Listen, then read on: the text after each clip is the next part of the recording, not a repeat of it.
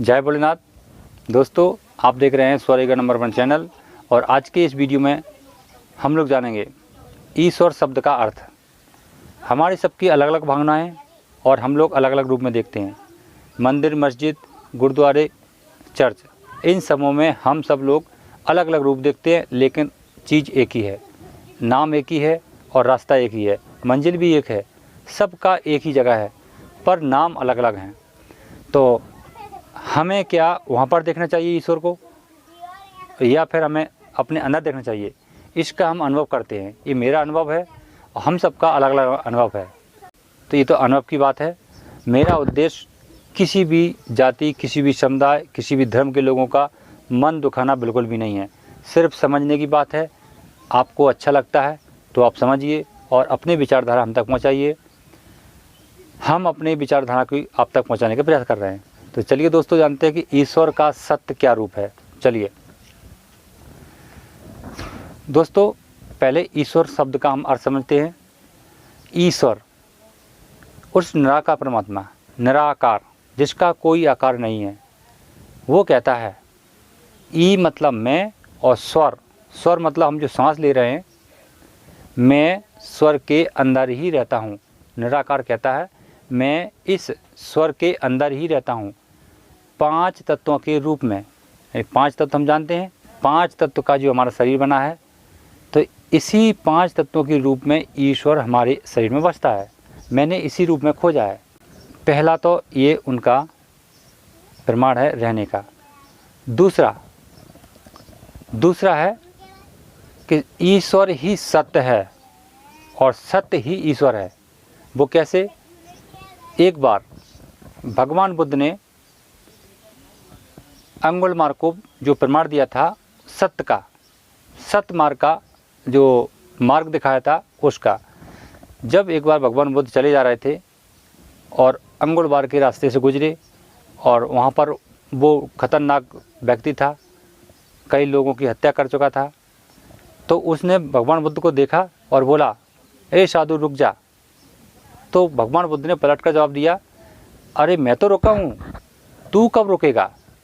तू शब्द को सुनकर के अंगुलमार्ग क्रोधित हो गया और उसने कहा, हे साधु, तू बोलने की आज तक हिम्मत नहीं आई है मेरे सामने, और तुम कैसे बोल सकते हो? तो भगवान बुद्ध ने तसल्लीजनक और शांति विवेक अनुसार उत्तर दिया, मैं तो रुका हूँ, मैंने अधर्म काम छोड़ दिया है और सत्य के काम पर चल रहा हूँ, सत्य मार्ग पर चल रहा हूँ। तू कब रुकेगा और सत्य मार्ग को कब पकड़ेगा? ऐसा जवाब सुनकर के अंगुलमार्ग आश्चर्यचकित हो गया और उस समय अंगुलमार्ग ने भगवान बुद्ध से धम्म की दीक्षा ली और उसने सत्यकम को पकड़ लिया। तो दोस्तों, इसी प्रकार जो व्यक्ति सत्य बोलता है उसकी वाणी सुनने वाले के हृदय में चुभ जाती है और वो व्यक्ति कई बार विचार करने पर विवश हो जाता है। उसे ही कहते हैं सत्य। सही मार्ग दिखाने वाला वो व्यक्ति होना चाहिए। तो भगवान बुद्ध ने अंगुलमार्ग को सत्य का मार्ग दिखाया और सत्य मार्ग ने उसे स्वीकार करके भगवान बुद्ध से धम्म की दीक्षा ली। तो वो सत्य था। इसलिए हम कहते हैं कि सत्य ही ईश्वर है। जो व्यक्ति सत्य बोलता है वो ईश्वर के समान रूप होता है, और जो व्यक्ति सत्य के मार्ग पर चलता है तो वो ईश्वर का मार्ग होता है। तो दोनों, चाहे सत्य आप बोलना चालू कर दो या फिर सत्य के रास्ते पर चलना चालू कर दो, दोनों ही एक ही है। आप उस सत्य को ढूंढना है तो फिर आप अपने स्वर पर आ जाइए। हम अपने स्वर के अनुसार जो हमारे तत्व चलते हैं, जो स्वर में, वो तत्व के रूप में ईश्वर है, तो हम ईश्वर की खोज यहीं पे करेंगे। बाहर कुछ भी नहीं है। मंदिर में जाएं, आपको सिर्फ मूर्त, एक चित्र है, उसके अंदर कुछ नहीं है। भावनाएं हमारे अंदर पैदा होती हैं और जब भावनाएं होती हैं पैदा, तो भावना पैदा करने वाला हमारे अंदर तत्व होते हैं, और जब हम उस भावना में अधिक लीन हो जाते हैं तब हमारे तत्व उस भावना को पूरी करने में मदद करते हैं। पर उस वहाँ पर जो जिस मंदिर में गए आप, या जिस मस्जिद में गए, जिस गुरुद्वारे में गए और जिस चर्च में गए, वहाँ पर आपको कुछ भी नहीं मिलेगा, क्योंकि सत्य हमारे अंदर ही है। वो होता कैसे है? देखिए, हम जब विचार लाते हैं, जैसे मुझे कोई चीज़ की या कोई वस्तु की ज़्यादा इच्छा प्रेरित हो रही है कि मुझे उसको पाना है, तो लेना और देना ये काम होता है हमारा अग्नि तत्व का। अब हम उसके लिए लालच पैदा करेंगे, उस वस्तु को पाने के लिए लालच पैदा करेंगे, तो हमारा अग्नि तत्व बार बार उत्पन्न होगा, बार बार उत्पन्न होगा।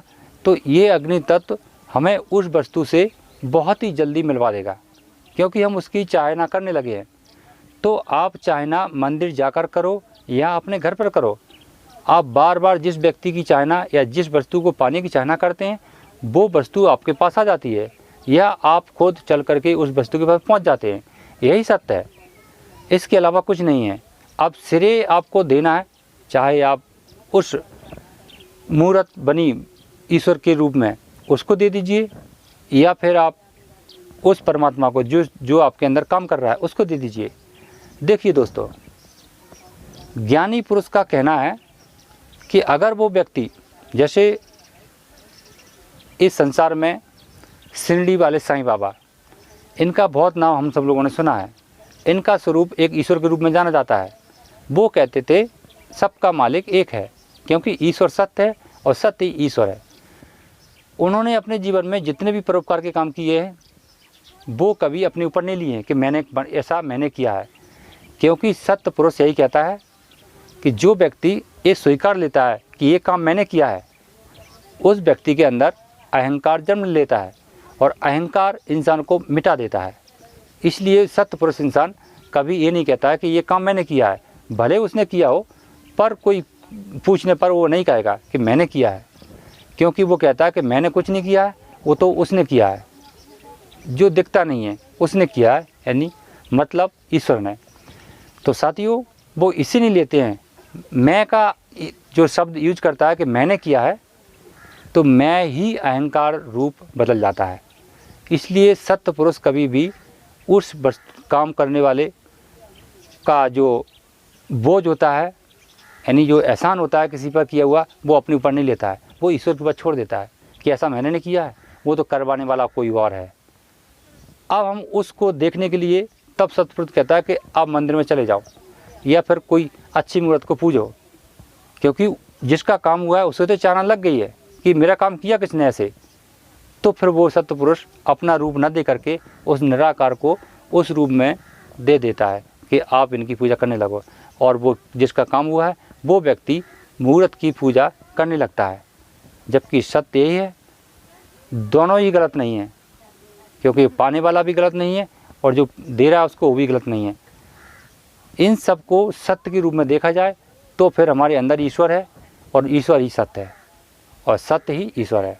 तो साथियों, हम सिर्फ ईश्वर को सत्य के रूप में देखते हैं। जो व्यक्ति सत्कर्म के मार्ग पर चलता है, जो व्यक्ति कल्याण के मार्ग पर चलता है, जो व्यक्ति अपने अंदर खोजता है कि मुझ में क्या कमी है और उस कमी को दूर कैसे किया जाए, वो ही ईश्वर के मार्ग पर चलता है और वो ही सत्पुरुष होता है। तो साथियों, अपनी राय विचार विमर्श हमसे ज़रूर भेजें।